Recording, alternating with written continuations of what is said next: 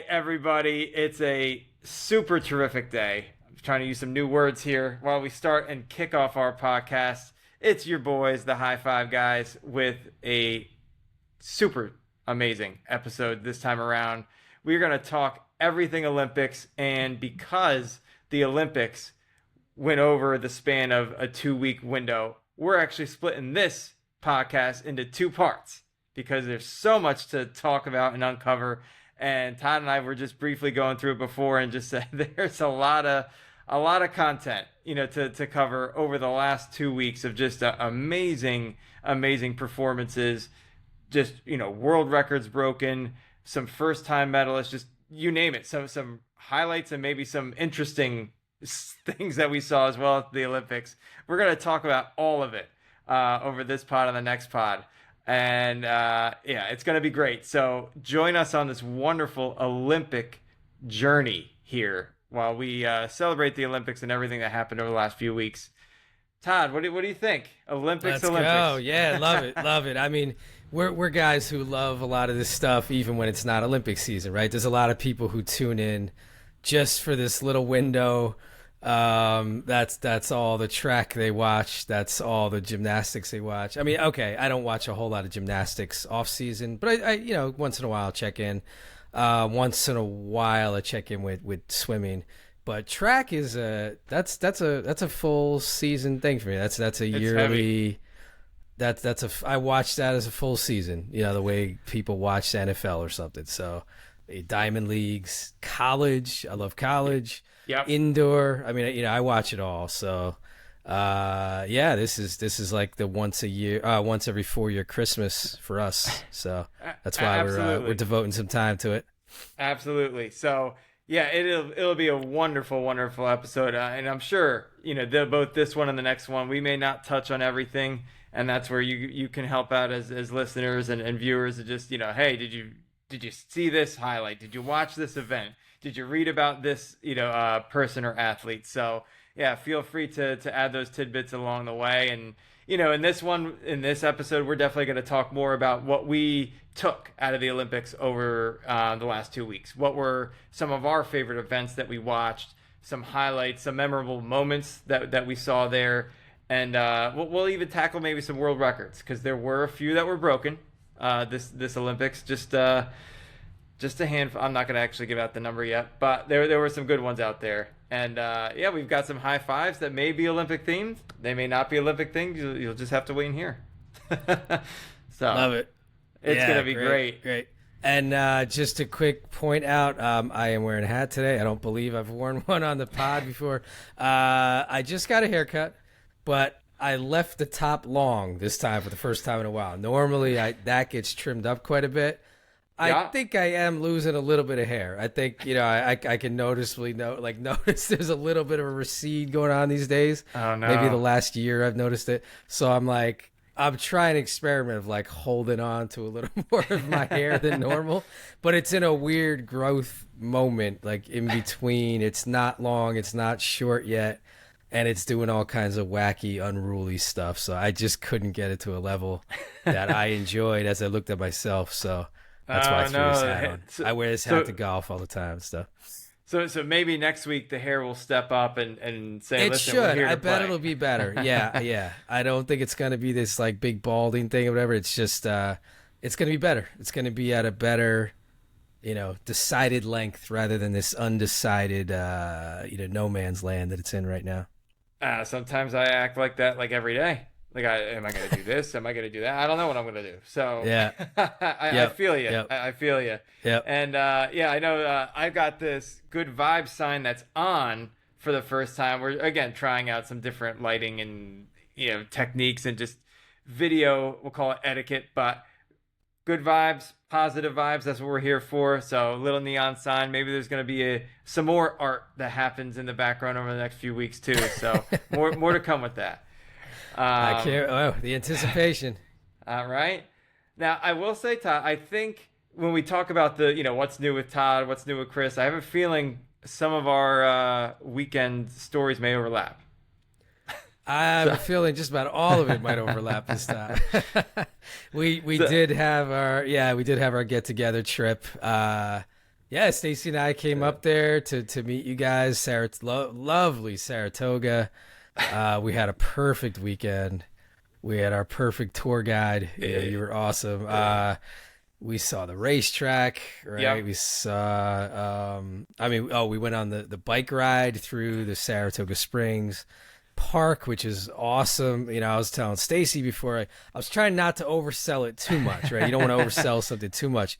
But to me, it's one of the best parks I know of. That and Central Park are two of my favorite I've ever been to. I don't think my whole state has anything to compare to it.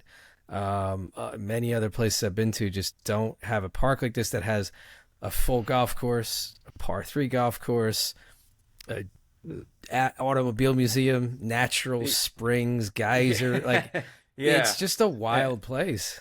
It's huge, and I know the bike ride was great. I actually haven't done a bike ride at that time of day at the park before, and it was really fun to share that with you and Stacy and just go around. We tried some of the mineral water, and what makes Saratoga Springs fun is it is based on that mineral water, where each different fountain or where you come across different areas where you can try it have a different mineral composition. And years ago, 100 plus years ago, 200 years ago, that's where some of the more famous, I'll call it, historical figures of the United States, even George Washington, came up to this area for what he and many others heard were these healing properties because of the different mineral water. So we did try some, and yeah, again, some of them have a more strong taste than others. I mean, it's a funny word used in conjunction with water, right? You don't think of water as ever having, taste in general, but especially having a strong taste. Some of them is, it's strong water. I don't know what those minerals are, but the different ones. But some of those will hit you. Yeah, and to continue with what Todd was saying about the weekend, we went to the horse racing track, which was really nice. So spent a good couple hours there, which is fun, both at the actual right near the track, and then we met a friend of mine who's got a table right near the paddock area. Before the horses get onto the track, there's this sort of final staging area for them.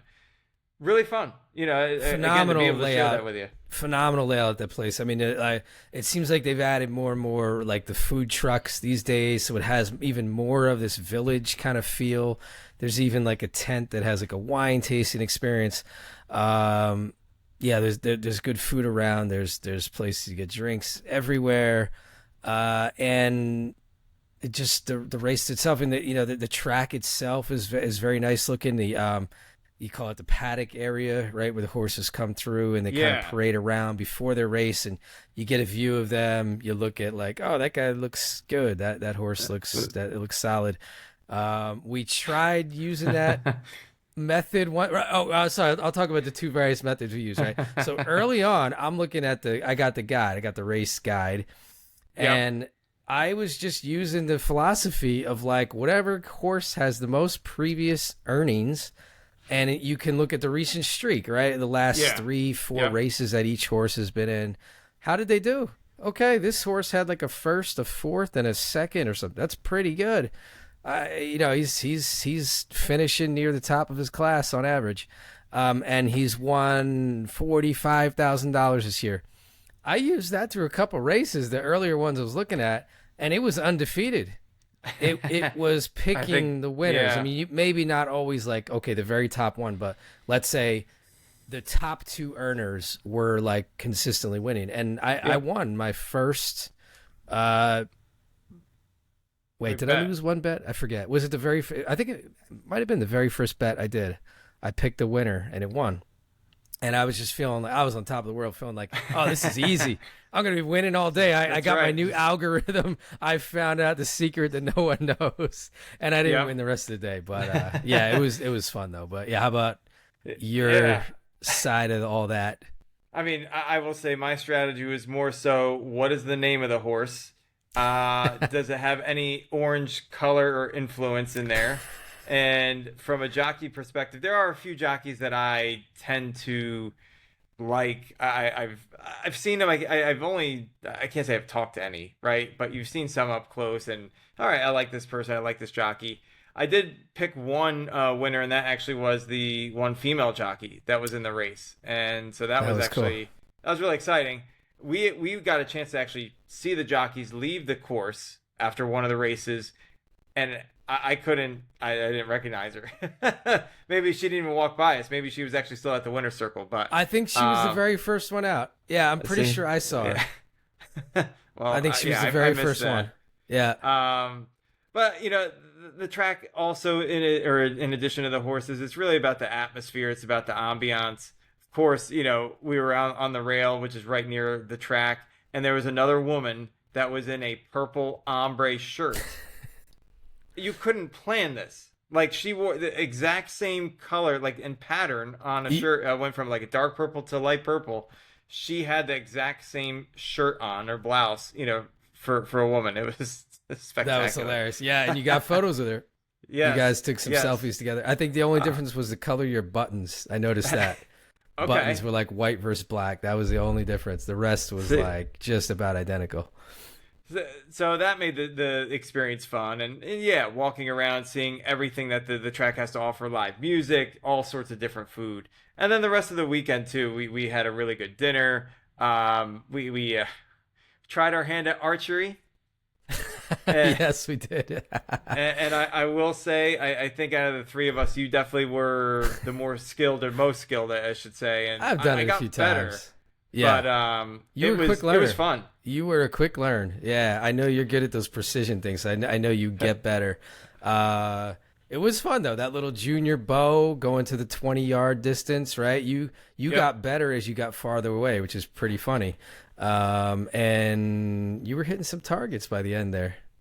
And I think my takeaway from that too is I did get a junior bow. Like, there are, you could say adult bows, but bows that have really sharp arrows and really could hurt someone, right? Could cause damage. I'll be honest, when we were shooting, we initially started out at the 10-yard station. I mean, those arrows were penetrating that target. Wood. Some of them and the wood too. Yeah. Like, really handily. So if you got in front of someone and like they were giving you a hard time and you said, listen, boom, that could do some damage. Not a good idea. Yeah. And those things, I've heard people talking about this, like, especially when you fire a heavy arrow with a heavy bow, it carries more inertia than a bullet.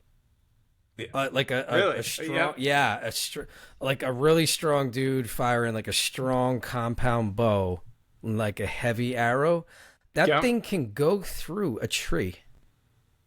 Yeah, see, it's you got to be careful. And at least what was really cool with where we were, they had a nice, big field with these different archery. You can call them stands. I don't know what you want to call them, but they were sectioned off fairly well. There weren't like necessarily individual lanes that were separated, divided with wood or something like that. But you shot at your own target, and they did have a lot of precautionary, commentary and billboards and just do this, don't do this. So the fact that also it's free, you can to the general public is a really cool thing. So I will definitely be out there. I thought it was cool. It was a cool idea. I think you should get into it and practice. And next time we come up, you'll be this sharpshooter. I think that'd be cool. LA 2028. Telling you, it could be done. So I mean, the only other highlight I have this weekend was I actually, I signed. I think I mentioned to people I signed up for my first ultra marathon. It's like a 6-hour race. So I mean, I've signed up for it. I've got a training plan that I haven't really followed yet, but that's all good. I got 2 months. Maybe that's not enough time. That's madman stuff. That's unbelievable. But I just planned a 100-mile bike ride route that my friend Allison and I are going to do. That's cool. Hopefully the end of the month in August. So, I mean, more to come, right? I need to do it. But it's actually it's in a location that neither of us have really like biked in or done anything like that. I haven't ridden 100 miles in 10 years. So be fun. Yeah, should be 100 miles on a bike is doable. I can imagine that. 100 miles running straight, I cannot imagine. That is not doable. Yeah. And then yeah, anything else from your weekend, or since we last? Well, I kind of saw each carried other? the weekend into this Monday. We went down. Our friend Tracy and Adam. Adam had a gig down the shore, which is really cool. This place called the Seafair, awesome spot. Okay. Right on this waterfront, Atlantic Highlands, and you're on this thing that juts out and kind of right on the water. You're in like a Nice. like a dock type area, harbor type area. And the backdrop, they're playing right there. The backdrop is just the ocean back there, and it was a beautiful night. They played a great set. They played for like 3 hours. That was last night, Monday night, but probably the most Monday fun day thing I would say I've ever done. 6 to 9 last night. I thought it was great. That is awesome. So I think it's great, and the fact that they do it on Monday. I'm wondering too, just because Jersey Shore, like summertime. That is kind of why they have some of these events. Oh yeah, like during the week. they can do like around the clock sort of, and I mean this place just shuts down. They don't even have a cold weather option. I think they are just straight beach vibes stuff, summer vibes, and then they just shut down and they come back in the spring. But they just have a stacked lineup of live music. It's like, here's our schedule Monday through Sunday, and it's just straight. It's a new act every day. I mean, one night's trivia night, whatever, but it's a whole lot of like musical acts. So cool place. Yeah, wonderful. Yep. Good. So, see, all fun was had this weekend, carried into the week. We're carrying it into this conversation. Hopefully, you'll all be able to have a really good rest of your week. It's going to be amazing. So, yeah, we got to get into it, right? Because let's do it. Let's jump into these Olympics. I will say that when talking about the Olympics, I was thinking about what number, Olympics is this? Like they sometimes call it the Olympiad. I actually just found out what the number is because I had no idea. I think it's 1896. They call the modern Olympics. Is that right? The reboot of the modern, was it 1896 or is this something else? Something 1896 sounds good to me, right? Because 1996 was the centennial. Is that right? Atlanta was the centennial. Yeah. Okay. Yeah, they did like Greece, right? They rebooted it with Greece, I think, in 1896, I believe. So those are the fun facts that we'll be sharing with you over the next pod or two. They officially known as the Games of the 33rd Olympiad. That is what this is called, but it took place in Paris, right? I've never been to Paris, so that is something. I have not been to Paris, but the last 2 weeks have been jam-packed with events that people really like, with events that people have never watched before, and with athletes who really gave it their all in not just the gold medal match, but also the qualifying heats and everything in between. Right, and events that didn't exist before and will not exist in the future. Everyone knows what I'm talking about there. And if you don't, we'll share a little bit more about that, I'm sure. just Google ray gun if you want to catch up to speed. Yeah. So actually, just like kind of kick things off, overall thoughts on the Olympics and kind of what. Yeah. Overall. Okay. Yeah. Big summary thoughts. I thought the opening ceremony was pretty awesome. I thought it started slow. I was at a board day. I was just home, and I'm like, I'm just gonna lock in and watch this, right? And it literally was like 5 hours long. I literally got through that. It started with you watched the entire thing. Yeah, it started with like a weird Lady Gaga performance, some other stuff, and I thought it was gonna be weird, but as soon as it started getting a little darker, it started getting into dusk. And then all the athletes came out on the boats down the Seine. Never saw that before. That was cool. Yep. And then some great performances. I mean, the lighting of the torch was ridiculous. When they lit up that balloon, or dirigible, whatever you want to call that, right? Where they had that first flight there. Yeah. They lit that. That was kind of the cauldron that went up. And then the Eiffel Tower went nuts. The light show that was on that might be the best possibly light show I've ever seen, to be honest. And then Celine Dion is singing these French songs. I can't remember that song now, but she sounded awesome. Like it was The opening ceremony I thought was very good.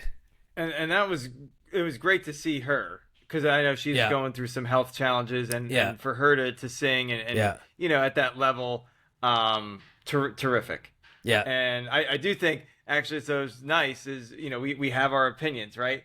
I mean, not that I didn't like the opening ceremony. I don't think I was as wowed or as excited for it. And part of the reason why this it does bother me. So this irks me. So two things just I didn't realize really until the start of the Olympics. One is you've got events that actually are taking place before the start of the Olympics. Oh yeah, that's pretty common. I believe that always happens. Okay, yeah, sorry, go ahead. And no, to your point, maybe I didn't realize that. Yeah. It was more apparent to me now, and I was like, well, that's kind of crap. I understand from a logistics standpoint maybe that you need to do it. So that and Tahiti. I mean, I really thought that, like, not surfing and maybe all the events were generally in the same vicinity, maybe even 300 miles apart, right? You know, find the best surfing waters near France or in the Mediterranean or something like that. Yeah, maybe there's Portugal or Ibiza or something, right? Yeah, like, do they have waves? Maybe they don't have waves. I don't know. But yeah, Tahiti, I was like, yeah, what's this? That is hilarious. So, I just that one made me question, like, I honestly, like, I have not followed Olympic surfing. It's just I'm just not interested. Like, there's too many other things I'm interested in. I haven't touched it at all. Is that a trend? Like, is that common? Is that what they've done? Like, I was gonna say, when London had it, what did they do? When Rio they probably have waves. Somewhere. Have like their own waves. They might down not. There. They might not. Yeah, I mean, if you're listening, I don't know. Tell us, I don't know the let answer. Us know. Yeah, I don't know the answer to that at all. I usually know these little obscure things like this. I have no clue. Yeah, me neither. And so those were kind of my two things, you know, that I noticed. I will say, okay, another like sort of big observation, the home field advantage thing, which always weirdly holds true, Olympics and like World Cups, bizarrely holds true. If you look back at the records, it held true. France held serve. They way outperformed. So that was a trend. I think your audio went out. Yeah, I muted myself. So you're right. I do agree. The home field advantage, you know, the 12th man, your whole country behind you is it's a real thing. It goes a long way. Yeah, that's a real thing. And I think there were some really cool performances. And when you saw a French athlete make a final somewhere, especially, like, crowd went nuts. Oh, that was awesome. Yes. You know what? That's a good big observation. French people were awesome. I mean, and I don't always say that, right? When I went to Paris, they wasn't my favorite people. I'll say that. Like, they weren't that friendly to me. Maybe they are to certain people. Like, they in general weren't that friendly. But as audience at a sporting event, they are awesome. They make a lot of noise. They get excited. They love their people. Like, that was cool. Yeah, I agree with that one. Yeah, they did really well, and like you said, I do think they finished in the top 10 in terms of overall medals. Yeah. So again, kudos to France. The one other sort of big thing I'll say, USA, man, awesome Olympics for us. Awesome Olympics to be from this country. Yeah, we were so much better than we were last Olympics. It was night and day. We totally like underperformed last one, and I feel like we overperformed this time. Yeah, and I know from that perspective, 120 plus medals that we won. I know Crazy. We tied with China for the golds in terms of number of golds. Yeah, 40 golds. And then from an athlete perspective, I think it was like 500, almost 550 U.S. athletes. I think that we had in these games. I think China was in that range too, for maybe 580 or something like that, right? They have all these. Okay. They have all these shooters and archery, and ping pong and badminton. Like they just have boatloads of those people. Yeah, absolutely. And that's part of something where if we don't get to talk to it now, we'll definitely on the next part two is just like which countries did come up or step up to the plate in what types of categories, because I think it is interesting where you see like certain countries just really excel in, these two, three, four sports, Oh and yeah, then some countries are all over It's the a place. real specialization. Yeah. Absolutely. And then, so kind of like we'll go. I don't have any chapters. I'm not really reading anything here. Is in terms of events, right? So you might kind of mentioned earlier about track and field, and we both really like track and field. What other events were you interested in watching I'll go during the chronologically. Olympics? I think that's probably the best way to do it, right? And I watched a lot. I'll preface with saying I watched a lot, right? I'm still between jobs. I spent a lot of time watching Olympics. I really do love it. I have the YouTube TV package. It records it nicely. So I really started in on rugby. Yep. That was the first thing that really caught my eye. That comes up very early. Men's and women's. I loved it. I thought it was an awesome year I feel like it's gotten better. I think, because it used to be like in New Zealand and Fiji, just especially like on the men's side, trouncing everybody. Yeah. They were like Team USA versus the rest of the world. It was like the dream team, 92 dream team. It was like that. It ain't like that at all anymore. There's a real level playing field. Yeah. The US got good. Both sides, U.S., men's and women have gotten pretty good. Okay, back from a little technical difficulty, right? Another commercial break. Yeah. Okay, so I was talking rugby. Yeah, like it's the playing field has leveled quite a bit, right? It used to just be this just like USA 92 Dream Team playing Angola, winning by 70. Fiji and I guess maybe Fiji and New Zealand, but those two you just used to run roughshod, I think, over everybody. It's pretty level now. Like I think a lot of countries have gotten more interested in it. The U.S. has definitely gotten more interested in it. France is clearly good at rugby now, but I loved watching both sides, men and women. I absolutely loved it. It would carry me through the earlier parts. Like I will even say, I mean, this will sound blasphemous to people, whatever. I liked it more than, say, gymnastics. I would put it up against gymnastics. I preferred gymnastics in the early part. I preferred rugby in the early part of the Olympics. I watched gymnastics too, but rugby was like my early top pick. Yeah, I think, on the rugby side of things, that was one of my like sort of fun things I watched or things I seen, especially France winning. I don't think people really expected that, and they just blew them out in the second half. Yeah. Now, what I don't know is that was called rugby sevens. Yeah. I thought like that didn't look like regular rugby to me, and Yeah. I don't know if they had that or they got rid of it. Is it 15s? Is that the size? I think it's way more guys, right, on the same size field. And that's one of the things actually that I really liked about it. Because I think it gives the ability to have way more athleticism come into play instead of just these big burly guys just knocking each other's teeth out, right? Yes. You have the chance. There were so many. That girl, oh my God, the girl in Australia. Did you watch her? Madison Levi. I mean, there were two. I wrote down here. There were two women.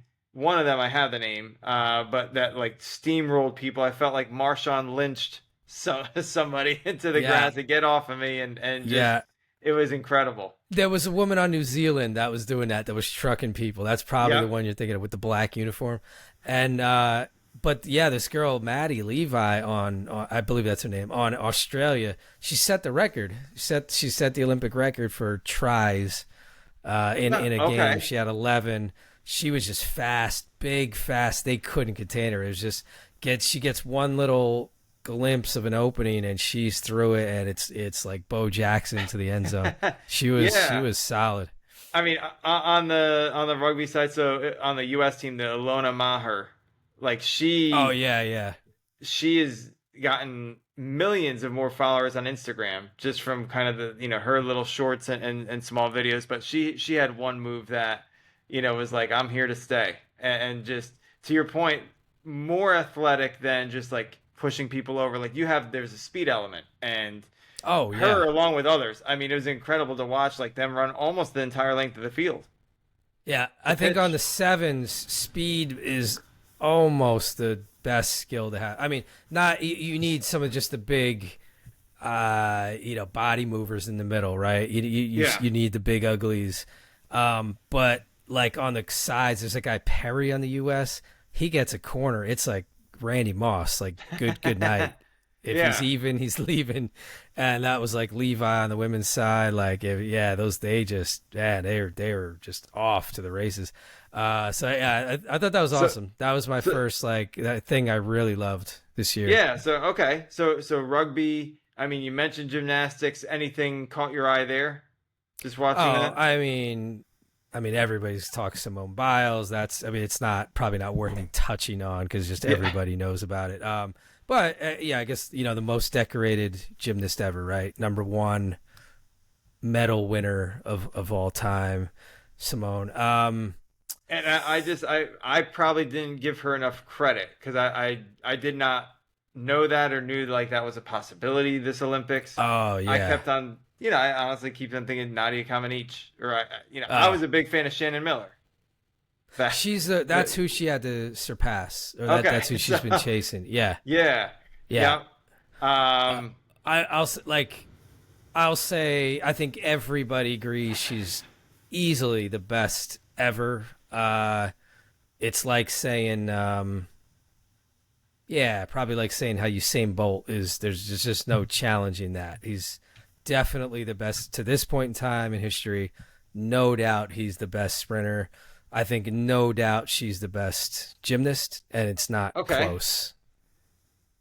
okay. And I like her redemption arc. That's the main thing. From last Olympics, she had She, the twisties. She had, she couldn't because they wouldn't allow her to take her anti-anxiety medicine that she yeah, needs. She has that condition. Um, Tokyo didn't allow her to do that, and it really messed with her. And yeah, she way underperformed. She only got the one medal, I think. So nice redemption arc for her this year.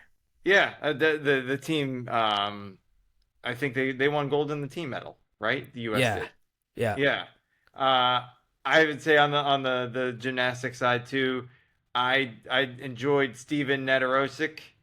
I'm Oh probably yeah, saying it right. Yeah, Mr. Pommel the guy with the Mr. glasses. Yeah, Unbelievable. Like big story. Yeah, just really cool. Great performance, right? The yeah. team needed him, brought him in just for the pommel horse, Yeah, and he delivered. he did what And he's there for. Yeah, yeah. And then unfortunately, I do feel like on gymnastics, you got the whole at the end with the floor routine where it was Romania versus yeah. neither country, neither of the That's girls in particular should have been put in like that sort of weird, awkward situation. And yeah, unfortunately, like even today they're still like back and forth on what's going. Like it just that's it's that's awful. a total mess. Yeah. You're really messing with emotions, especially for the girl who has no medals, right? I mean, uh, Jordan Childs was there last time around, even, but I'm pretty positive, right? Yeah, I think she was I there at do not know. Tokyo. I think she had medals from previous Olympics. For her, it's just like her whatever. I think it would be her fourth medal or something. This other girl, it's like long shot, just got in there to barely scrape by. I don't know Yep. if Romania got any other medals. To take it away from her is even way more devastating. Yeah, that's rough. And I was wondering, like, how often do those appeals happen? And they said they missed it by 4 seconds, but another replay I heard said like they got it in on Yeah. time, So and that's not it's true. it's a whole thing, That's right? a So now mess. it's That's yeah. a mess. Yeah, so unfortunately, like I feel like that kind of clouded some Yeah. of the gymnastics piece of The it. only other okay, the other awesome thing I'll say about gymnastics, the star power that attended in the arena, right? I The, saw Tom Brady in there. yeah, I think Serena. Yeah, definitely Serena. I saw like some of the basketball guys. Um, a- wasn't Snoop Peyton Double Manning in G. there? Snoop was everywhere. Yeah, but I saw a lot of they for sure I think had the most star power attending their events. and Kind of yeah, watching Simone. and it was busy. Like when you looked at the finals, if you will. When I say busy, meaning it was a packed house. Like Yeah, it really was. You couldn't find really an empty seat there. So everybody was paying attention and said, we got to watch the best gymnast in the world perform. yeah. And Yeah. so that's a fair point. It's a fair point. So that was cool. Yeah, and there was some parody, right? It wasn't just a sweeping. And Andrade from Brazil, that girl, who, Yes. the Yep. main On the women's, competitor in the yes. all around, and the girl won the floor. Yeah, she Yep. won floor, right? Yeah, yeah. She's great. She's really good. That's impressive. I think she's probably the second. I think she's clearly the second best in the world. Men, I honestly I didn't follow it that much. That's where I wasn't a super gymnastics Yeah. guy. I Yeah. saw a lot of the big stuff. I didn't follow the men that much. I don't know overall what happened. I Yeah. know that story for us. I don't know much about what happened. Yeah. So the U.S. men finished third. So the first Okay. time that they Yeah. medaled in I think 20 years, 16 years, 20 years that they got a Oh, medal. okay. So and it actually was all riding on the pommel horse, and Okay. making sure they got a good score. That's But funny. top two were China and Japan. Okay. And just Okay. I will say everybody's skilled. I think that's one like big arching highlight I'm going to say is it's an unbelievable talent in whatever sport you're in when you're at this level. I don't care if you just, you made it to the heats, you qualified for the Olympics, right, and didn't do overly well. These people are on another level when it comes to skill, when it comes to nutrition, when it comes to just everything they do. Like they live for this. And Yeah. so that was apparent in everything, in terms Yeah. of all the sports. So you want to talk table tennis? I mean, we could talk table tennis. That was a highlight of highlight. That was certainly enjoyable to watch. I think people are gonna gravitate to sports that they just maybe have played when they were growing up or things that they enjoyed. There are a few sports that I watch that I never really thought I'd watch, but table tennis was definitely fun. And what's your takeaway from that? Yeah, I mean, China is just so absurdly dominant, right? That's part of it. The last four Olympics or something like that, where there's like the men's singles. Yeah, and I think actually it's only been around for that long. That's sort of a weird fact. It's only like the last four Olympics, something like that it's existed. Yeah. They've won every gold, and I think every silver, possibly also something like that. They're that dominant. They are Yes. just total sweepers. Like the gold medal match is always like China versus China. Like yeah, and they're like, man, they are like robots. They're more. There's no other team that produces these people that are just. I mean, okay, they get riled up and stuff, but they are more expressionless and like, I guess, just stoic and like consistent, just ridiculously consistent. The French guy and the Swedish guy, both Yes. of them made Yeah. some good runs at it, right? That was a really fun story. Absolutely, yeah. The Swedish guy he made the finals. So Morgard, on the men's yeah. singles, it was China versus Sweden, and that was just a really cool, moment. And the crowd, there were definitely some Swedish fans in the crowd. I'm rooting for him just from an underdog perspective, but really cool. What I enjoyed even watching more, and similar to table tennis was badminton, was the doubles, the mixed doubles, and even the Crazy. regular doubles. Unbelievable. Just in table tennis, you have to rotate partners. So if Todd hits a shot, he's got to give me room to hit the shot. You can't I hit two in a forgot row. that's how it was. Yeah. Yeah, I forgot And- that was the case. Yeah, okay. When you watch it, some of like just how fast they have to move, and then the reaction time, and saying, all right, I know I got to put it over here to not only hit a good shot, but maybe to set my teammate up for getting the ball back in case it comes. It's fast. Like it happens in 5 seconds. The rally might be done, but it's extremely fast hand-eye coordination, which is really exciting when watching table tennis. Yeah. Oh God. So- I mean, some of the rallies where it's just, when you're playing with your buddies or something in the basement, somebody hits a lob type shot and you come in, you get a smash. Half the time you smash it off the table, right? It goes off the back Yeah. wall. But when you get that smash in, that's basically point over. Sure. They're not Sure. getting that thing back. Or that one miracle shot in a night might happen. Yeah. These guys, I watched rallies. Yeah, even with Morgard, I think did a lot of this, and the Chinese guys. Oh my God, where it might be 10 kill shots in a row, and he got them all back, and oftentimes won the point. Especially that Chinese Fong, I think his name was. He would win those points. It was unbelievable.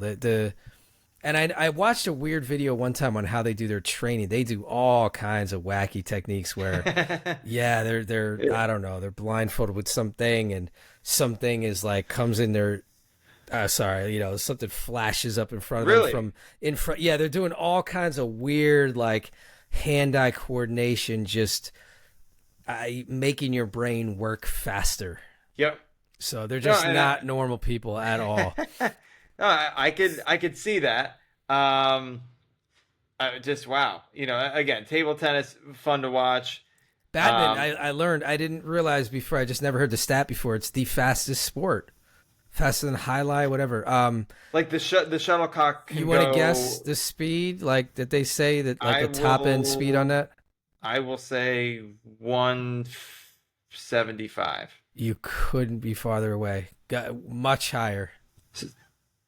I mean, I'll find 300. You're still low. It was something like 340. Wow. It was somewhere like 340 when it comes off the racket. The top speed from a dude who can really crank it, right? The guy who's smashing it. They said something 340, 350. Like, it slows down, right? There's so much air resistance. It definitely slows down a lot, but even by the time you're hitting it, but they said the top speed of that is like as fast as sport gets. That's an interesting stat, because I think I know racquetball is a fairly fast sport when the ball comes off the racket. I know golf, some of the top pros are probably approaching 200 miles an hour when the ball leaves long the drive tee. Guys can get that to like 230, 240, and that's freaks of nature hitting a golf ball. So badminton's another 100 miles an hour faster. Possibly. See, at its peak. Go. At its peak, and somebody has to get that back. Someone's got to hit that back. So no, definitely, really fun to watch. Impressive. I'll give you some thoughts on this. So I watched speed climbing for, I don't say the first time, but the most I've ever watched speed climbing. And I know it's a relatively new sport. Unreal how fast these people will scale a near 50-foot wall. And both on the female side, who the winner was Polish. So Poland's only gold medal was from the speed climber. And even on the men's side, from the U.S., he didn't win. But this teenager set a world record, actually. Sam Watson. I mean, I can't fathom climbing a wall that fast. It doesn't look real. It's that type of thing. It doesn't look real, even on camera. I cannot imagine what it would look like in person, because sports in person are so much more impressive. If you haven't been to live sports events, it's insane, like how different it looks in person. It looks unreal on TV. It looks like they're pretty much running up the wall. Like they're going up the wall at a pace that would beat a lot of people on a flat surface. And they're going straight up. 4.74 seconds. I mean, it doesn't make any sense. You set up, 50, what is it, 50 feet? Yeah, it's about 50 feet. It's 15 meters. I mean, it's almost sense. 5 stories. When you do, that's crazy to think that they're just climbing up a 5-story building in 5 seconds. That's probably faster than I jog 800 meters or something, or certainly like my mile. I bet is slower than that. On a straight track. Yeah. Crazy. So really fun to watch. And again, the crowds. I think that was what was really nice too at the, especially again the finals, semifinals. The crowd was into it. Like it was awesome in terms of the good support sport that the athletes were getting, and good sport. Just how interesting it was too. And they had, I know there's I think bouldering as well. I didn't really watch much of that. That one's cool. They're presented with like 3 different walls, and it's like puzzles. It's like figuring out how to run through that course. Mm-hmm. And you have to be strategic. You're kind of weaving back and forth and up, and there's a lot of spots where it's a negative incline, so you're swinging out, you're muscling up, just with your arms. Impressive. Yeah, I thought that was cool. It's cool to watch. That's a good sport. That's a good addition, I think, to the Olympics. I think that makes sense.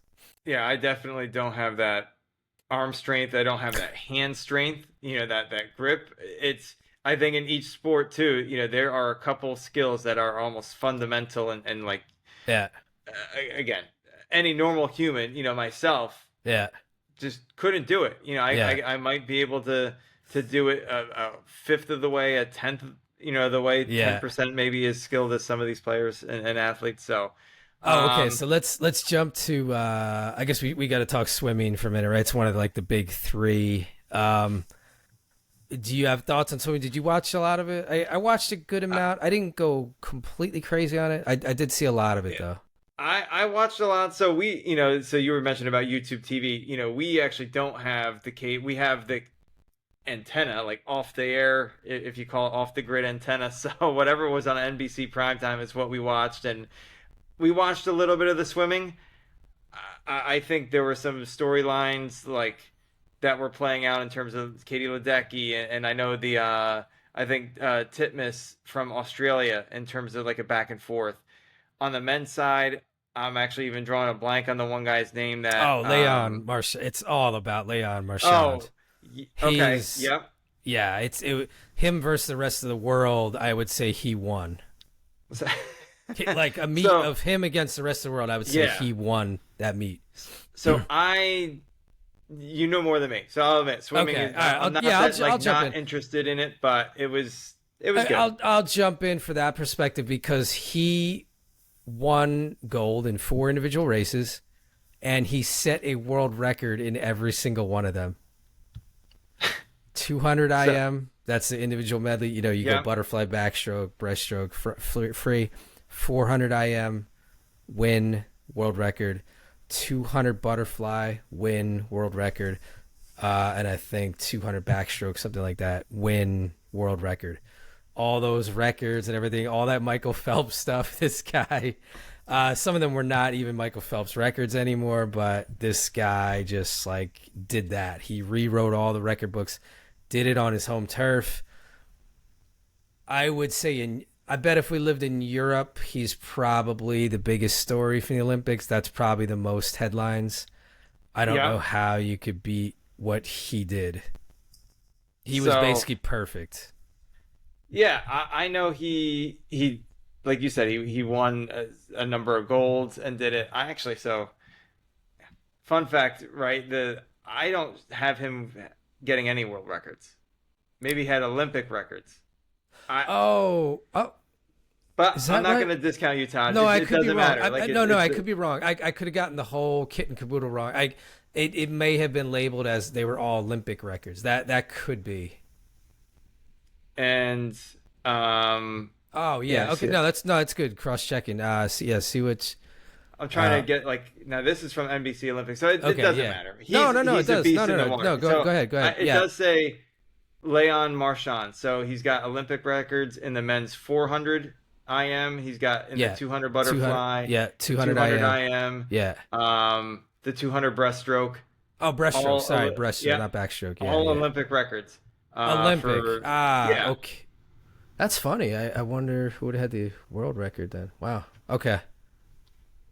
So the only world records I have for swimming are not him. Two of them are team, and then China. 2 of them are individual. China 100 meter pans on that's a story. Because that one's debatable.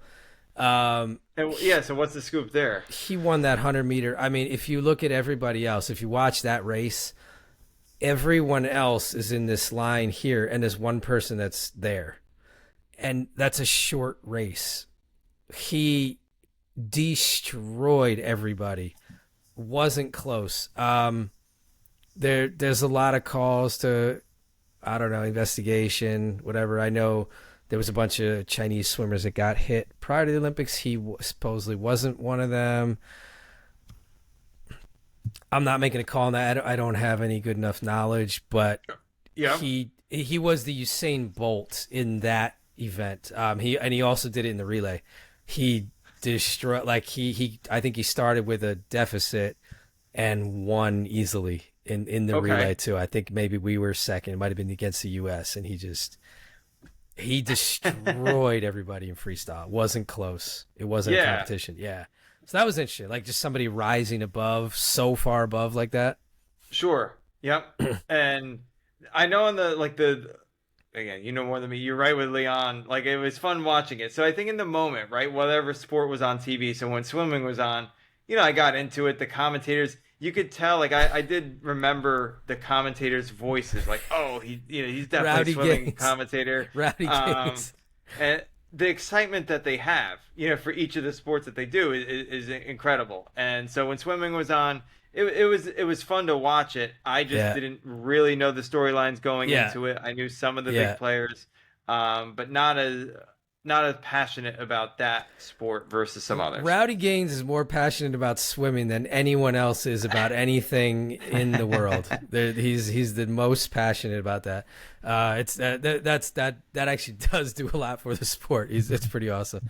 Absolutely. Yeah, I thought U.S. was bad. Actually, I'll say it like that. I thought we had a bad Olympics by our standards in swimming. I know we still did pretty well, but I just kept seeing us losing in the premier marquee stuff to Australia, France, China. They kept beating us. Yeah, I think especially Australia, it seemed like kept beating us. We won some things here and there, but it didn't feel like some of the other Olympics. Like I wouldn't call this a great Olympics for us swimming wise. Okay. All right. No, I appreciate that summary. Yeah. That's much better than I would have done. That's my summary on it. Yeah. All right. So what do we move to? I mean, there's probably a couple other sports to touch on. I know for me, I actually enjoyed watching some of the fencing. Oh, I missed that altogether. I didn't see any of that. Do I know who won? I don't really know who won. So I think this is more from a just overall standpoint. So this is me saying fencing was kind of fun to watch because you don't see it often. So just also trying to immerse yourself, what are the rules? What can I do? What can you not do? So that was just interesting. I know there was one woman who was 7 months pregnant who was that's crazy. She was fencing. That's crazy. Okay. So yeah, did that. I think one interesting thing, I do think the U.S. team actually was bounced out by, I think it was Iran. Okay. In round of 32, it was a fairly big upset in fencing where we did not perform. Okay. And Iran, took us out. And now I know in other sports, it's the same for other sports. There were a number or a couple of big upsets and whatnot have you. I even know, I think in wrestling, I think there was one lady who was supposed to be the top in the 50 kilogram weight class or bracket, and she lost first round. U.S. or somebody? No, so I think she was Korean or China. And she actually lost. First, I think she lost to the U.S.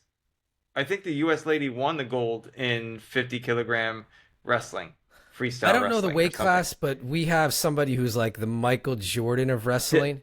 I don't know if you happen to remember her name, but was it Amit Ilor? So that's the name that rings a bell to me. And she doesn't look like that at all. She's like this, sort of like blonde, dirty blondish kind of looking. She looks like her name would be Wendy or something or whatever. That's not a good, whatever. Yeah. But, she might be the best female wrestler ever is kind of the vibe. Was good. I don't know wrestling well enough to say that, but Allure. She's right. I think she went up against a woman who was defending gold medalist and shut her out 10-0. Even it ended early because it was such a she's like that. Yeah, you're saying all the right stuff, and I think that's who is that. The 50? She did win. That's the 50 kilo 68. Group? So 68 kilo group. Oh, okay. Amita Lure. Okay, that's what the I just knew she looked like a monster. Yeah, she looked unbeatable. Yeah. again, another skill level. You know what? I gotta go for back that. and watch more. I only saw her first round. Somehow I missed the rest. I would actually. That's one I'm gonna go back to my YouTube and I'm gonna watch more of Yeah, that. I'd like to see if I can catch more of her stuff because that's yeah, cool when somebody is like the best ever. That's fun to yes. see. That that unprecedented level is cool to see. Yeah, and so I watched a little bit of wrestling. In terms of other sports, I the group fencing. weightlifting with that, The, right? I yeah, like weightlifting. I actually like. I'm into that because I did a bit of it. Not super competitively, but I was pretty good. I was pretty strong. You know, when I was really training for that stuff and playing some sports, like I was legitimately pretty strong. So I at least have a understanding of what crazy lifts are, yeah. and some of them were crazy. Like these people are just unbelievably strong. It is, and again, part of that whole like if it's on TV, kind of just on the off the air type TV. I was watching it. I did a YouTube like the highlights all the time, Yeah. which is great. And so I got to see again some of the other sports too, like volleyball, right? So I watched Oh right. Yeah. volleyball, and there Volleyball. was Yeah. there's so many sports, right? Yeah. Volleyball was interesting. I know the U.S. made it to the finals, but didn't win either of them, both men's and women's. But Yeah. I didn't. Yeah, I didn't really see the men's result, but the women's. I watched a decent amount of that. They were a fun team. They kept like almost losing, and then they would tough it out. They were fun. yes, They had a lot of like dynamic players. They can really crack the ball. Like that's one of the women's sports that I think are really impressive. Like they're equally fun to watch just about as yeah, the men are. yep. I think women are very good at volleyball. And there were a few, Penn State grads as well, so that Oh, was kind of cool. fun following along with that. Nice. I mean, the women, Nice. Italy dis destroyed them. I mean, won three straight sets. Wow. Italy played extremely well Wow. in the women's final Yeah. and won. And then Poland.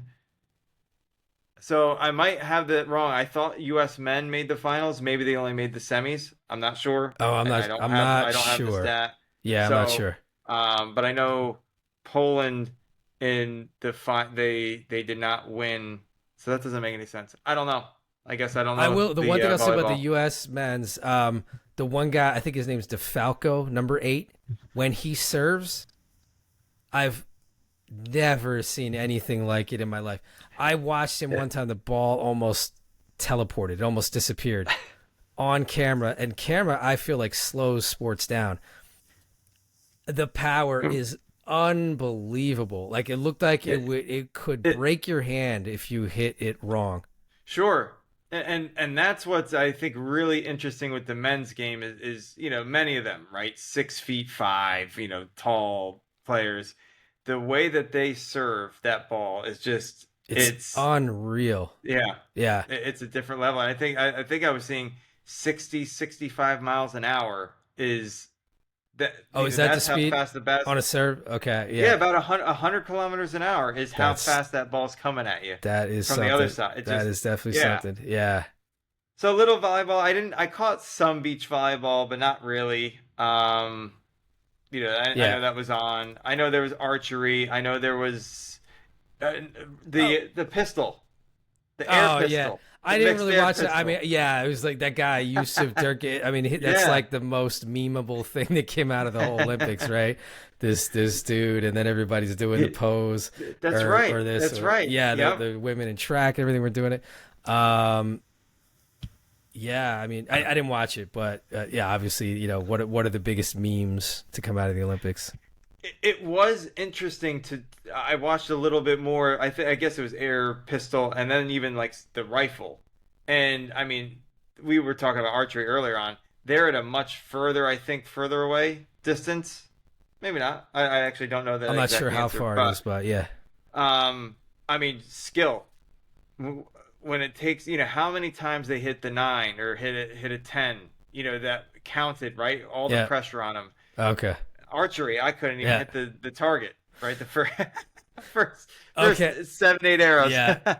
Okay, so we definitely, I mean, we're saving what we call best for last, or track, right? We're dancing around it. But just the one thing I would throw in is also just basketball, because it was, I would call it the most interesting I've ever seen at an Olympics. I don't know if you Okay. watch much early on, right? Even before the Olympics started, U.S. against South Sudan. We Yes. almost should have lost that game. I would say we were lucky to win that one. We needed a big comeback. And then the game against Serbia and Jokic, right? Just Yeah. the I mean, he's semifinal. They were up 17 in the second half, 13, I think. it was Uh, definitely like mid double digits End of the third from quarter and stuff. Yeah, and still we were down a good amount by the fourth quarter. Um, Embiid, LeBron, and Steph just absolutely went nuts on a couple runs there, especially Steph. The whole Steph arc was awesome because I mean he started off ice cold. Could hmm not have been colder through like the first four games. I've Yeah. never seen Steph miss that many threes. Um, and it was the only time he's been on the Olympic team. And then he just caught fire and 36 points in that semi against Serbia. Just went ballistic. And I didn't even see the highlights actually with All Serbia, his but I Steph stuff. Yeah, it was a great game. Some of the best games I've seen. Period of yep. men's basketball games. Some of the best ever. Probably the best games I've ever seen in the Olympics. I would say the semi and the final are probably the two best Olympics games I've ever seen. Um, I saw the highlights for the final, and obviously Great Steph had game. fantastic game. He was on fire. And that Um, was France. Yeah, Wemby yeah, and yep, yeah, they had some players. They had this big guy, Yabusela, yeah, who was like this, this big dude, and he dunked giant. on LeBron. He got like LeBron blocked him. It was trash talking, and then like the next play, the guy came down and dunked on LeBron. I thought that was awesome. So that was fun. Yeah, that was really good games. And the women's side, unbelievable. I would call I mean, that. I they are haven't a seen every powerhouse women's game. dynasty. I haven't seen every women's game. That women's final was maybe the best women's game I've ever seen, other than possibly like the NCAA tournament this year. Okay, But it was such a is that competitive, amazing game. So much talent. The French now? French were awesome. They had an I was gonna say awesome I game. thought it was USA France. They It was had an both like awesome that game. for men's and women. So that's Yeah. actually I don't want to say surprise. Like I think if you just naturally told me who could give the U.S. a run for their money, I don't know if France would be in my top three. They have And some I don't players. follow basketball closely, They have and some so real maybe players. that's They have a also girl named Gabby Williams who's like pretty tall. She's like 6 foot, but shifty. Like she can hit some threes, but then hmm she can pull up game, get in the lane. She's good. She can really play. So she was giving them a lot of problems. Yeah. See, Yeah, and so I will say on the flip side, we've talked a lot about sports that we watched, right, and events that we watched.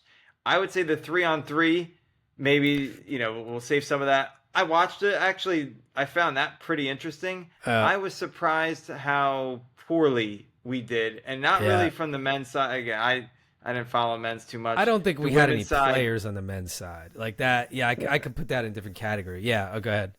the women's side, I just surprising and I don't know all the story, but it sounded like we actually did really well in this first round of a round robin, and then we did really poorly in the second round of this round robin, and we lost to Azerbaijan. What I And do know is we were like, 0 for 5 at one point. We yes, started 0 for 5 okay, so between maybe men and and women. see, maybe I thought it was five. Okay, We were 0 for 5 we at the beginning, men and women. Yeah, yeah, it took and us it just 6 or 7 games to get a single win. my initial mindset said USA, like basketball's USA and basketball go hand in hand, and just on the three on three, it just didn't show They that. So just didn't look that good to me. Yeah, it's just yeah. like this is just mid-level talent. Yeah, so yeah, but I don't know. That was weird. But yeah, and you know what? Again, for everybody tuning in, we will uncover a lot more in terms of sports and storylines in our next episode in sort of part two of this. we did save what we think is our favorite event Easily, yeah. for last. And that heck, see, we didn't even talk about soccer. Just I'll be honest. Bring it in the next one. Yeah. Yeah, right. Track and field is something that we were looking forward to it, right? Todd and I were in at the World Championships in Oregon 2 years ago, and we do watch it on a regular basis. They have like their season just like all the other sports, and so there was a lot of storylines headed into this Olympics for track and field, and I wrote down a couple events that I thought were meaningful in terms of watching and just what was going on. Go ahead. Oh, all right. I can go first then on that. And so first, like Cole Hocker, the 1500 meters final. Just yeah. I mean that's probably how you describe it. For those that didn't catch and watch it, there's two main. I don't say main. Now he's like the third main athlete. You could say even the fourth, but the storyline was Jakob Ingebrigtsen versus Josh Kerr. Great Britain versus Norway. And I think everybody knew it was going to be a fast time. Expected it to be, we're talking the finals here, expected to be good. I think all the main players made it to the final. And Jakob from the shot off of the gun went off. And so he was going to keep it a very honest race. And when you get to lap 3 and he's leading, you got Josh Kerr in the mix. You got Yard Nagus. You've got Cole Hocker. He's hanging on. I think he was like 4th, 5th, or 6th. Like he was there. But come that final lap, all of a sudden he was inching his way up forward. And then, we get to the final stretch. And maybe, Todd, you could bring us home there. Yeah. What happened in that final 100? Cole Hocker, he got boxed in at one point, and that means like everybody's trying to kind of get to the inside lane, right? And coming around, I think the backstretch with like 200 meters left or 150, he got boxed in, which is not good because it means you're kind of trapped. It means that there's a guy in front of you, right? I think Ingebrigtsen was in front of him and kind of boxed him in. And he tried to make a move through there, and Ingebrigtsen like just didn't let him, right? That's part of that race.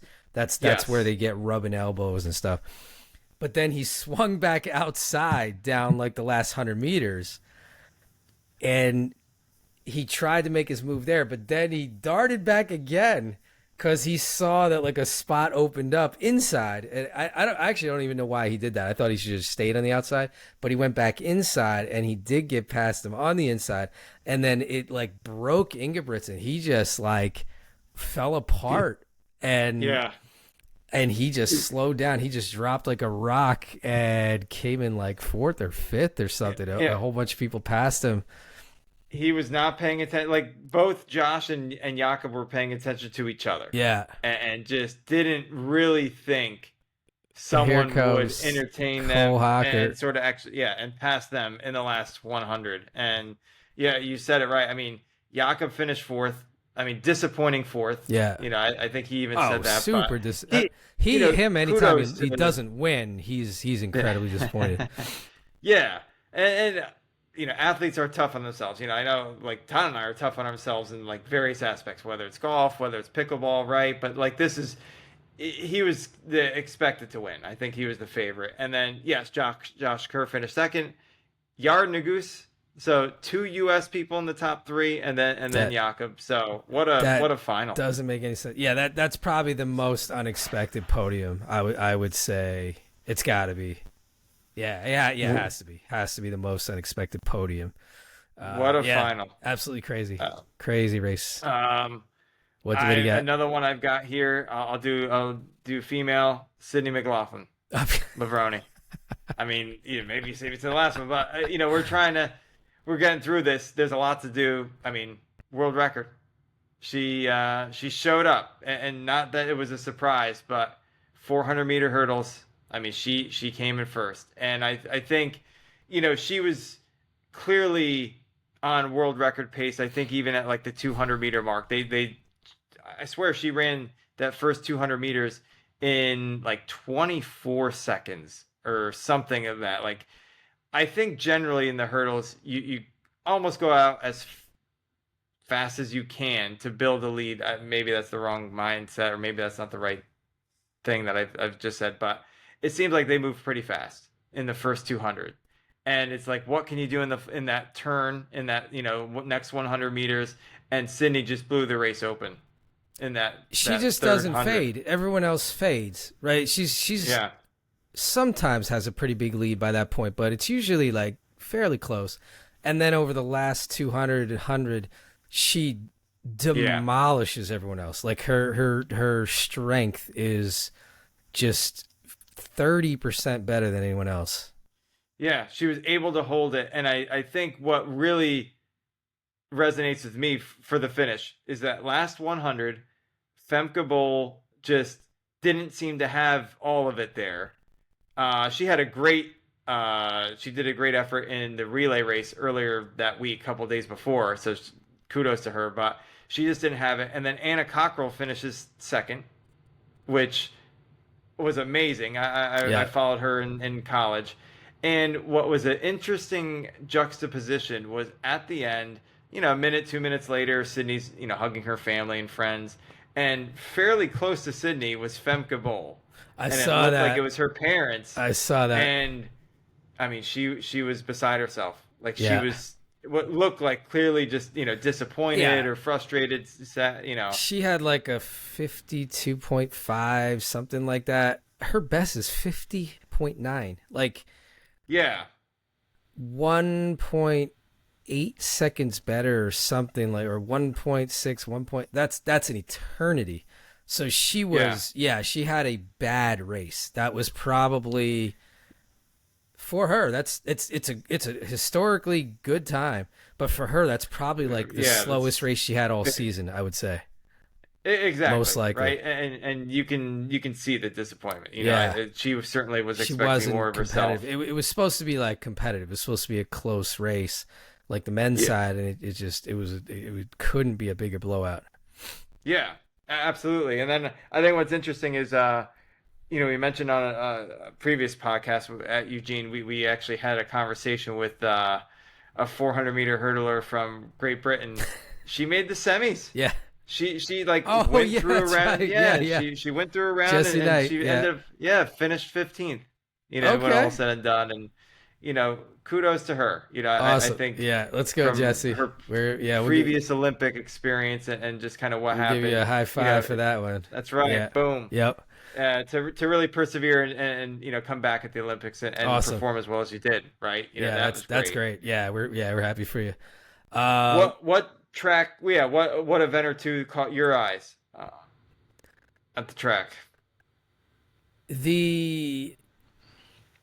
Let's see. Okay. I mean, 100, that's a big surprise. Not gigantic surprise, right? But obviously Noah Lyles winning it. Really close too. Yeah. Obviously, that was super close. Kashane Thompson, that's a guy, I don't know how much you had tracked him before the Olympics. He kind of came out of nowhere. We had not even so long ago talked about how just weird how Jamaican sprinting just kind of has hit this wall in the last couple of years, right? You had this Usain Bolt, Asafa Powell, Johan Blake, impossible era. By far the best era of all time. I mean, world-class, world record, right? Right. And they were arguably the three best. I mean, you could maybe put one American in there. And then it just fell off. There was like nobody to carry the mantle. And then all of a sudden, a couple months ago, this guy, Kashane Thompson, emerged. And now he's 20, or is he still a teenager? He might be 22 or something. I don't think he's... Oh, okay. Actually, I don't know. I actually don't know. I don't want to guess. I don't really know. Yeah. To be honest, I don't know. But I know he had the fastest time in the world coming into it. Nobody had run that fast. And it's not like he didn't perform. He did fine. It's just Noah Lyles, man. He's Noah Lyles. He did his Noah Lyles thing. He came back. He did. It's interesting because he's kind of like Sha'Carri, right? There's sort of similar runners. They may not get the best start, but they're always going to be on your heels, and they're going to come. They're not going to. That's right. Yeah. Their form doesn't fall apart. They're used to running people down from behind, and a lot of people can't do that. A lot of people will pull a hamstring or something because they're overexerting. They know how to run from behind, and he did get him. He got him at the line. He had a good lean, and so that was definitely an interesting race for fastest man in the world. Absolutely. And then on the flip side, on the women's side, yeah, I have to say Sha'Carri Richardson. I can't even say it. Exciting. But she didn't win. She wasn't herself. No. Coming into this, I was telling, like, Stacey and I were just having a discussion. She doesn't follow this stuff that much. Really, none of the Olympic sports. I got her watching some of it, but I was telling her, like, we were just having a discussion at one point, like, who could be the biggest star of these Olympics? Who has a chance of being that?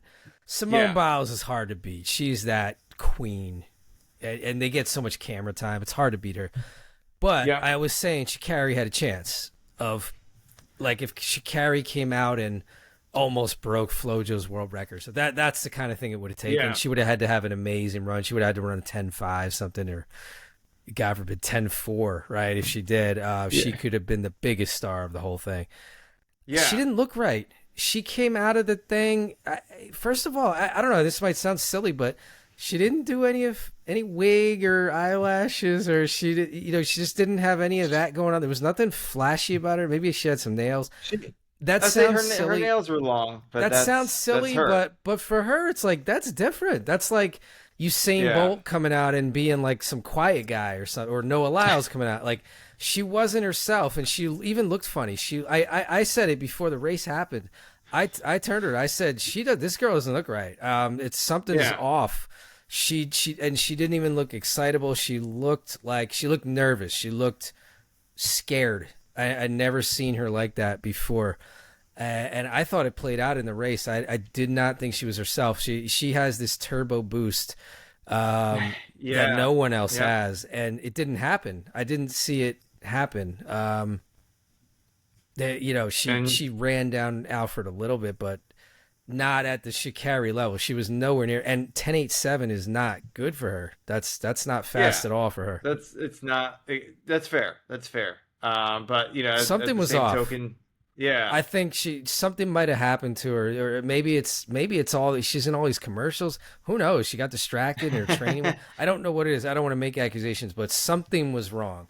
That wasn't her. It wasn't just like we lined up and she lost. It's like Noah Lyles. Something was wrong with him. Like, what was going on? And then we find out 10 minutes later, he had COVID. Yeah. Yeah. When he ran the 200, we knew that wasn't him. I feel there's a possibly parallel story for Sha'Carri. Like, something was wrong. Yeah, and interesting, because I felt the same way with Femke on the 400-meter hurdle. Right, like, that's another one. Something might have been wrong. But also, I know, some of these athletes, the track athletes, were doing multiple events, a few days before, and they're doing this, and then they're doing another relay or what have you. And again, I'm sure at that level, there comes, in some fatigue if you're not taking care of yourself. And you and I, maybe we can't really resonate with that, but who knows? For right? Femke, that could be the story. I know she's done this at a lot of meets and stuff where she goes out, she runs a relay, and then she destroys everybody, makes up 20 yards on people, and then goes back and wins an individual race. But maybe the whole season caught up to her. She ran a lot during the season. She had a lot of miles on her tread. But she hit a wall or something. Something wasn't right there. Yeah. Yeah. So I just felt bad for her, but she still did fine. She got a gold medal and got some other medals, so she's fine. Yeah. Yep. And she's young. She'll be back. Absolutely. Are there any other event? I mean, there's several events, I'm sure, but anything else that kind of sticks top of mind that caught your eye? Track and field. Oh, I mean, even like the 5,000 was one of the best races I've seen ever. Like that mid-distance, longer mid-distance. Men's or women's? Men's. That was one of the earliest races. I remember it was one of the earlier finals, and it was awesome. What was that? Hobbs Kessler, I think. Is that the guy who's in that? Yeah. If you could bring up the podium on that, or the finishes. Yeah. But the way they finished, it was a pretty good pace. But the last lap of that was just like pure excitement. It was back and forth, and one guy looking like he's gonna win it, someone else coming up from behind. Like that was a really cool race. Absolutely. I don't have this men's 5,000 meter, right? Doing it on the fly. We're having some fun here. 5,000 meter Olympics final. Yeah. Well, Jakob Ingebrigtsen. Yeah. He said, "Listen, I know I didn't do it in the 1500. Yeah. I'm going to come back and do it in the 5." So he did well. Kwamoy, I think I'm saying that right, from Kenya. I forget his first name. And then Grant Fisher. Grant Fisher, that's who it was. Yeah, I had the name wrong. Yeah, Grant Fisher, that's right. He had a good Olympics. I mean, for him to finish where he did against big favorites, he did well. Because he did not only he did the 5,000, but they call it the double. He did a 5 and the 10,000. Yeah. Grant. Yeah. And Grant Fisher medaled also in the 10,000. Yeah. So like you said, really awesome event for him. Quickly, because I don't want to rush you at all. I've got like one or two round the track events. Was there anything in the field that caught your eye? I mean, I do like javelin since we went to the World Championships. I've just got such an appreciation for it. It's really good in person. I don't know why they. It's fun. Yeah, I honestly think they film it wrong. I think they should just do like a drone or something. Maybe that's distracting, or a camera from up in the stadium, and get the large actually, view. Like, see the flight. Just get it from the side. Just don't worry about zooming in even so much. I mean, you can get some of the angle of the person, but like just get back more, get that view. It's so much more impressive looking from that, because it looks like they almost throw it out of the stadium. You would not believe it. Yeah. When you just see it in flight, it's like, oh, that looks really cool. I'm seeing a thing flying. When you zoom back and you watch it in relation to the whole stadium, it looks like they're throwing a thing out of the stadium. Like it's an impressive event. Absolutely. So that was good. And then, Pakistan. So Chopra did not win. That guy just went up. It didn't. It's weird too, because I can't detect the difference. You can't, when you see someone running really fast, you're like, oh man, look how fast their legs are moving. I couldn't even quite see it in, like, if you just showed me the release of these various people, like, oh, that guy's gonna throw it way farther. I couldn't see that, but he just launched. It was crazy. Absolutely. And I don't have the article in front of me. Every country's given their athletes different awards, meaning monetary awards typically when they win gold, silver, and bronze. But from what I remember reading about Nadeem and Pakistan with his win, I mean, they, compensated him fairly well in terms of, I think, even a new car or some housing. Nice. It's really, maybe we'll talk about that on the next episode in terms of some of the wacky side stuff. That'd be good. Yeah. But really, really cool. And I think you're going to say Mondo? Mondo, I'll jump to one other after that, too. So, Mondo, world record. I mean, the guy is better almost than anyone. Usain Bolt. That's a good comparison. He's the Usain Bolt of pole vault. He is incredible. And I think we were watching some of that together. I think what's interesting is when you see the world record progression for pole vault, it really is a centimeter. Like, you hear the numbers when they say 6 meters, 6.2 meters, 6.23 meters. The new world record, it's a huge feat. It is 1 centimeter higher than the last world record. Yeah. And so it just shows too how close everything is. Well, you know what? I'll tell you. I think there's a hidden thing in there too, that he's even this much better than the rest of the world. I don't know what's the second best person has done. I don't think it's even close to that. I think he's probably the top 40 marks of all time. Okay. He's intentionally milking it. I'm sure of this. Okay. Because he can just go out and set a world record every time. I think he could have taken it to 6.3, 6.34, 6.35 by now, because he has cleared by so much at various times. The attempt before That's an interesting. the I attempt like before that. the world record. Yeah, he blew over what the height was. He easily could have done like 6.34 or something. I do think he's intentionally crawling it up because there's monetary incentives to that. You keep setting a world record Yeah. at Diamond League event stuff. I think he's actually being very smart about it. That's my Okay. behind the scenes take on that. Yeah. I'm not. I can get behind that. I think you've got something there. If you know you can clear an extra 5 centimeters, why automatically go He to it doesn't want to when you set a get? bar that's Yeah. too high for himself even. Yeah. So maybe he's part of like creating a show, creating a whole Yeah. thing, about him. Which How many times let's have you go. seen him set a world record? I've seen That's it 7, 8 times. several times. Yeah. Yeah. Absolutely.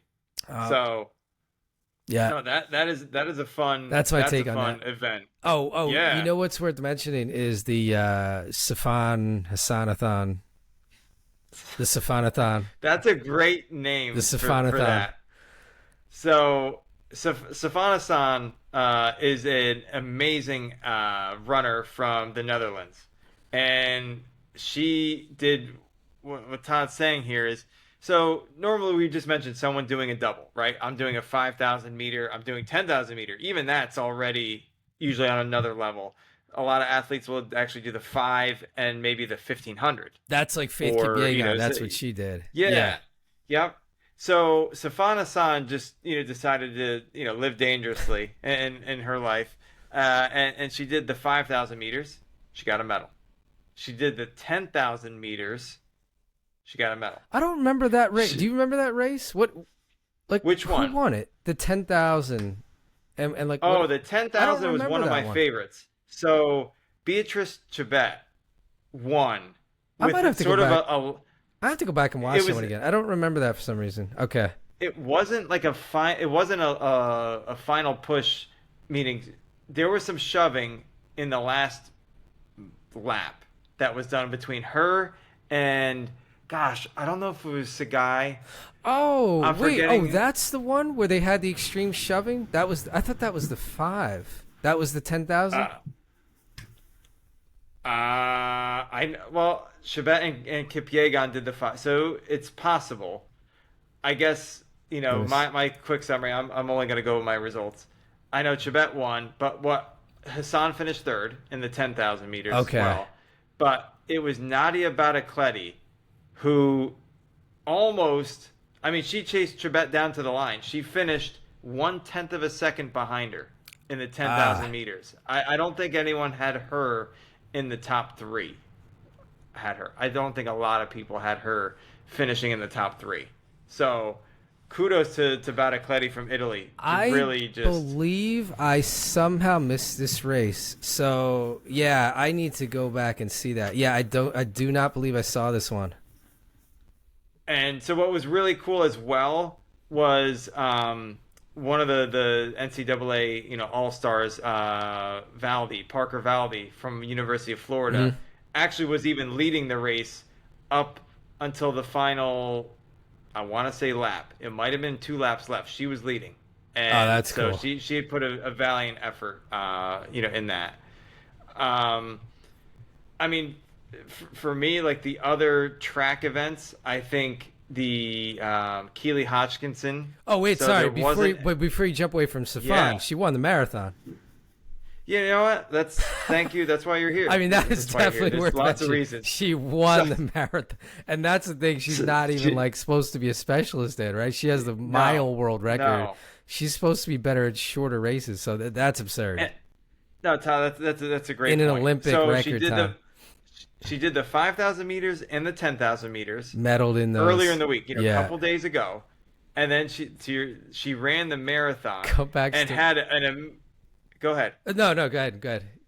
She had an amazing kick at the end, and there was actually a little shove on the blue carpet, so Yeah. they're within like 400 meters of the finish. Yeah. But she clearly had the best legs and the freshest legs in that final stretch, and she won the marathon in an Olympic record, which was, like you said, impressive. I mean, after running those two distances, 10,000 meters, to go to a full marathon is more than 4 times the distance, and she wins it. I mean, Absolutely it's crazy. yeah, Yeah, that's that is absolutely nuts. crazy. Yeah.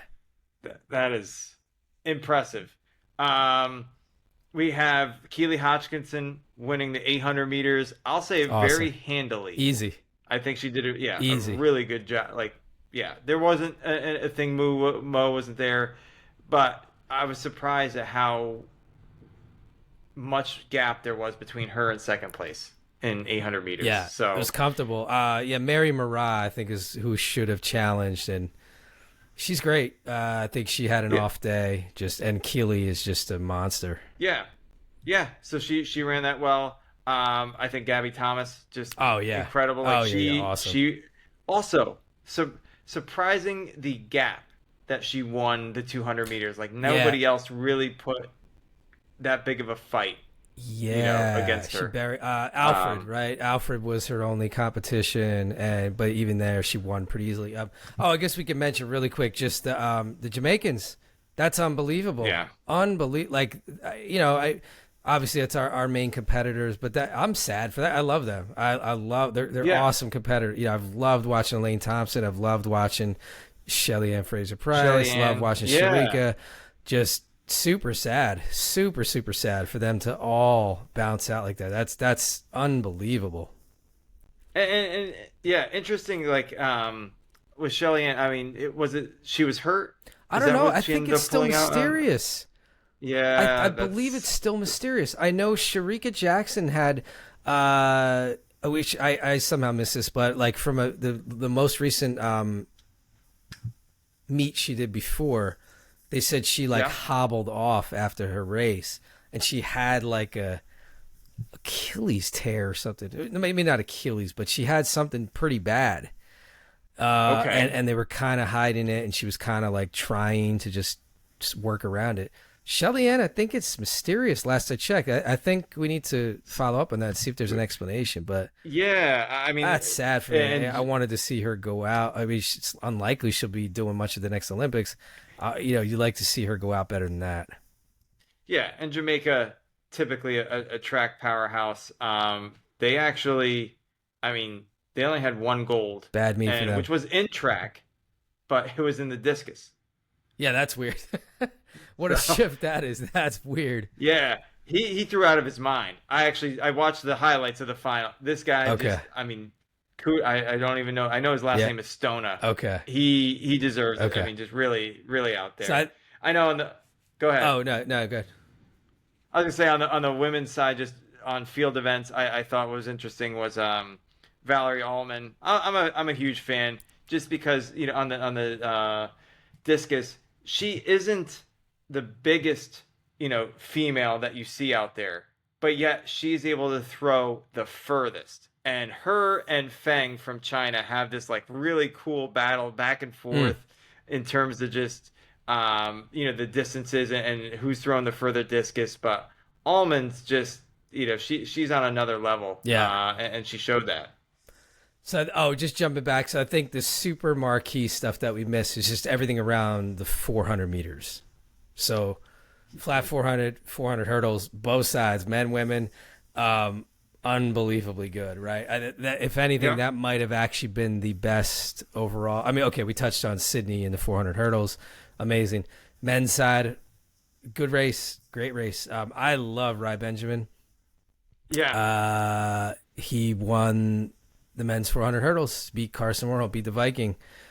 he did. And Dos Santos got third, Yeah, and he's another great yeah, athlete. But good race though. Like right, not the yeah, world record like the last time, but great run. Good to see him get that redemption. I think he ran to the best of his abilities, won it pretty handily. He put some yeah, distance between himself and second, so that was awesome. The men's flat 400, how awesome! I mean that's probably the single best race actually. We kind of buried the lead. there's so much going on in those 44 seconds, like from start to finish.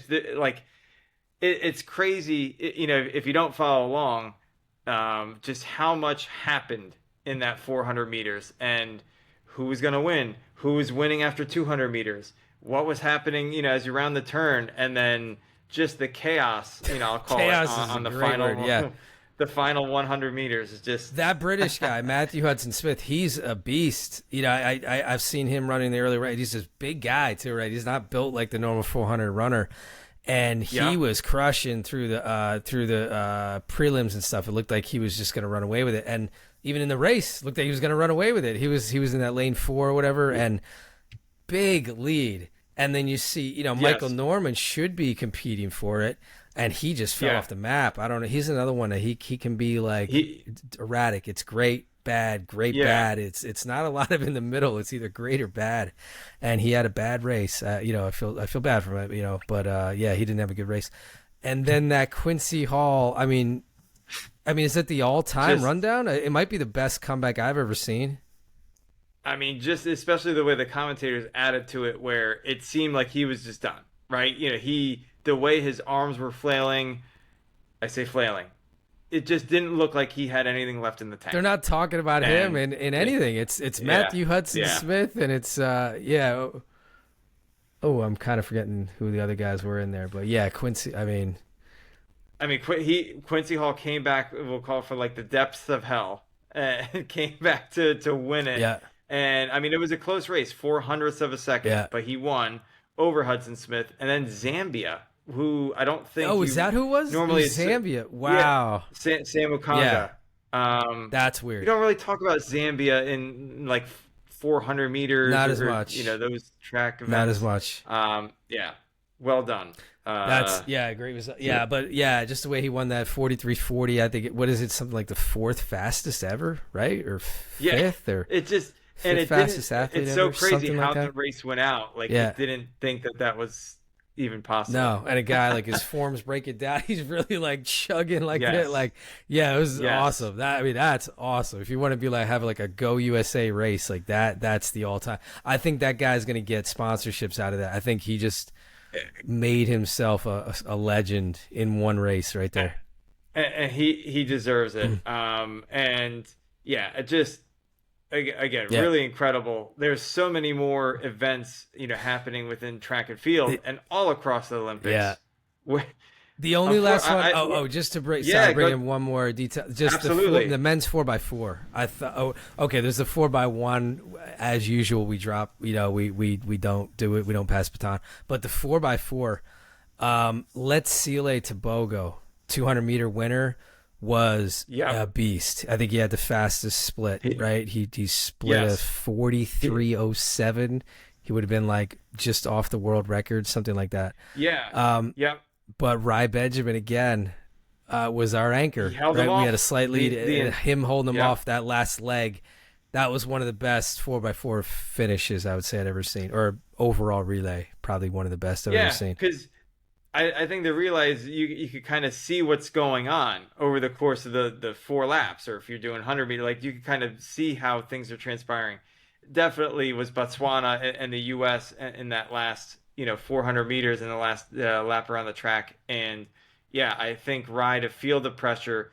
Letsile had a great Olympics for Botswana, and unbelievable. But just to finish and hold him off, was a great effort by the U.S. team, because I know they started off with the young gun, I think 16-year-old Quincy Wilson. Listen, kudos to him, right? It's a team effort. Without him, I was a little sad for him because I've watched him a few times this season. He's way faster than he ran in that prelim relay. He was by far the slowest he's run. So so he probably got nervous. Maybe he didn't sleep the night before, or whatever. But that was awesome. I'll say sometimes that happens to me when we're doing the podcast. Like, I get nervous. I do. Yeah. Maybe it shows. Yeah. Maybe it doesn't show. Yeah. There's, like I said, there's so many events to talk about, and I know what Todd and I. So on the part 2 side of things, we will talk a little bit more about maybe the storylines or some of the interesting facts or tidbits. Yeah.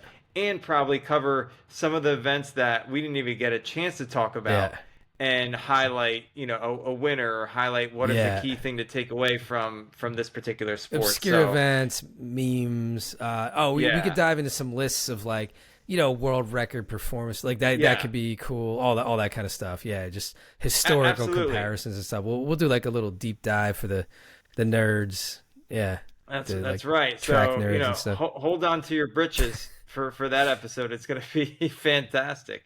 But with that being said, you've hung on for this long, to us in this episode. Let's give you some high fives. I hope it's not just Billy out there. We know he's hanging tough. Hopefully Bill, someone else is making it. You are a trooper and a scholar. I know Stacy will make it through you. too. She's a trooper. But yeah. Yeah, I mean, I have some friends I know, like Chris. Some of my friends that came up a couple weekends ago, Dan, Steve, like they tune in and thank you for that. We're holding on to it. So this is for all you that keep doing this. High fives. Yep. High fives. I said you were gonna go first because I can pivot if I have to. So let's go. Mine is Olympic themed. I've got an Olympic theme here. It might even be Olympic theme for the next couple of weeks. There's been so much going on. It's actually, my high five of the week is to Thea LaFond from the small island of Dominica. Let's get it. And Dominica. I think Dominica is it's definitely Dominica. Yeah. So I liked her story because I was following. It's a track and field. She won the gold in the triple jump, and what was interesting was watching the finals. Again, I didn't watch too much of it outside of just the final event there, and she won. It was just super ecstatic, just the joy, because then the storyline came up. This could be the first medal ever for Dominica, and what was really just refreshing was after the fact, she had talked a little bit more about the country. She got a really interesting question from the press. And she, first off, corrected the reporter on how to pronounce the country name, but also spit out some fun facts about Dominica that many people probably don't know. And I thought, heck, if you asked me, some fun facts about the U.S., I could name that we got 50 states. I think I could get within 10, 15 million of the population.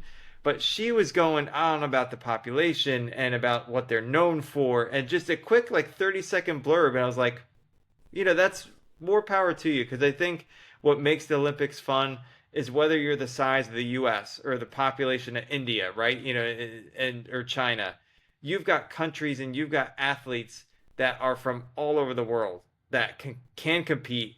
And if they put their mind to it, can win a medal, and sure enough, a gold medal. And so Thea LaFond, I think you put Dominica on the map. Certainly, I know we were close to there. My girlfriend and I were in Antigua 2 years ago, and that's not that far away relative to some of the other countries, but really awesome. And I think really proud moment for Dominica and her country. So shout out to Thea LaFond, first medal ever. Yeah, and I have a connection Dominica. through our regular gig, the Caribbean restaurant. The owners are Dominican, if that's what they say. Okay. I believe that's what they say. Yeah. That's cool. They posted about it. They even posted about it on social media. I saw the roasted breadfruit account or whatever. Congrats out to Thea LaFond. So yeah, it's funny to have some kind of connection to it. Absolutely. Yeah. I think that was awesome. Yeah. So she is my shout out of the good week. one. Yeah, that's a good one. Week. I like that. And yeah, I'm staying with the Olympics. I mean, I think it was sort of a no-brainer to be in that zone. And we've already talked about it, so mine could just be short and sweet. Rai Benjamin. I really like him. I honestly believe he may be the nicest guy in the whole sport in track. If you ever watch his interviews and stuff, he just seems like the nicest guy you've ever heard in your life. He was crying after the last Olympics. He had that showdown with Karsten Warholm and barely lost, right? I mean, even he lost to a ridiculous world record. Exactly. Yes. And he was just I gave everything, and he got a silver medal, but he just didn't win it. This time through, crushed it. Gold medal, awesome race. He was probably crying again because he's a sensitive guy, but he's awesome. He's one of my favorite guys in the whole sport. And then that relay race he had, just holding off, like I said, just a monster of Letsili Tebogo, held him off, carried it home for the U.S. on one of the very last races of the meet. Just thought he was great. I think a lot of people probably, he'd fly under the radar, right? He's not a look at me guy. He's the opposite of a Sha'Carri Richardson or Noah Lyles or whatever. He's going to fly under the radar, but he was awesome. Exactly. And so I think that's well said, and I think carries himself very well when it comes to on the track, off the track. I like it. And like you said, I mean, he performed when he needed to and when it mattered. And he has gold medals to show for it, which is awesome. Yep. So that's my high five. Right. I mean, to do the 400 meter hurdles, let's say I think he did in 46.4 seconds. He got the gold medal. 4.2. Yeah, something like that. 46.4, 46.2. Yeah, something like that. I was joking around with Todd. Like there are certainly a couple track events, really many events in the Olympics I'd like to do. Archery, we did get a chance to do over the weekend, but hurdles, I don't think I can actually hurdle over a men's hurdle. I've got a small inseam. I always get like the short size when you're going to like pants or suits. I was like 36, not regular, it's short.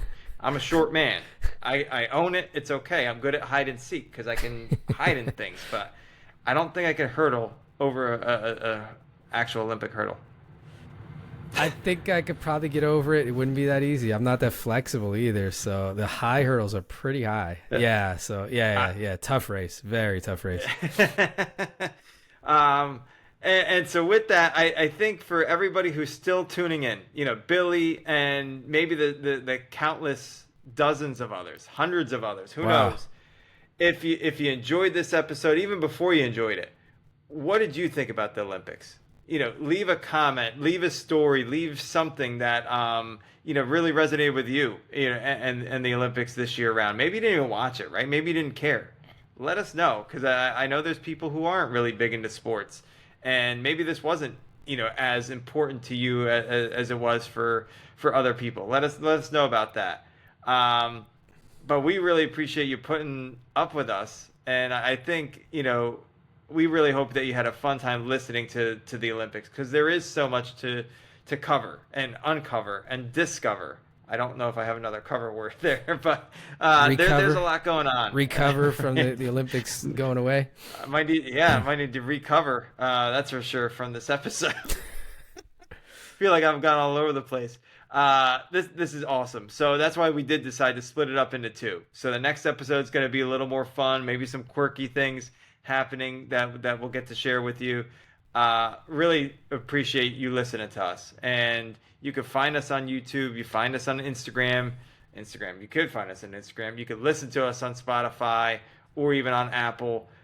We appreciate you taking the time. Whether you're cutting the grass, maybe you're folding laundry, you're washing dishes. This is going to be you're driving. Yeah, this is going to be a especially long episode. So plan accordingly. That's we're giving you a gift. Like, plan that long road trip, right? Save this episode for that long road trip.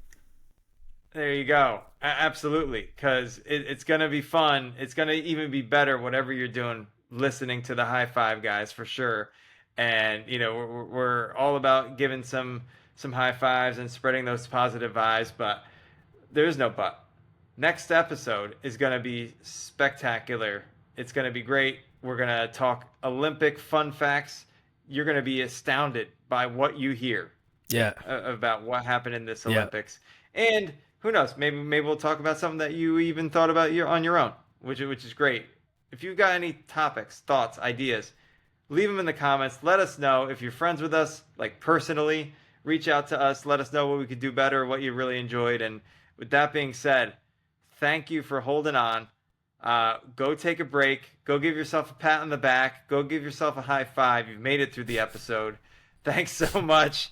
And, for Todd and myself and the rest of the High Five Guys, like crew nation, thank you so much. We'll see you on the next episode.